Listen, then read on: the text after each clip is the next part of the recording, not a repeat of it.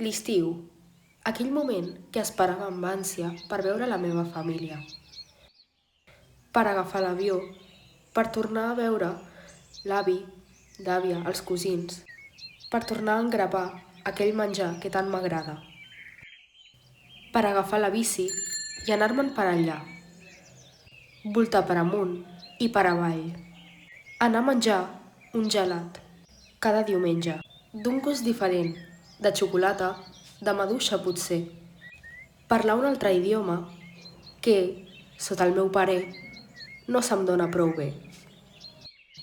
Fer excursions, pujar al cotxe, anar a la muntanya, a la piscina o a algun llac, potser. Ara és diferent. Ja no vull anar-hi. L'àvia ja no hi és. Aquell menjar que tant m'agrada no té el mateix gust d'abans. El meu aniversari és a l'agost.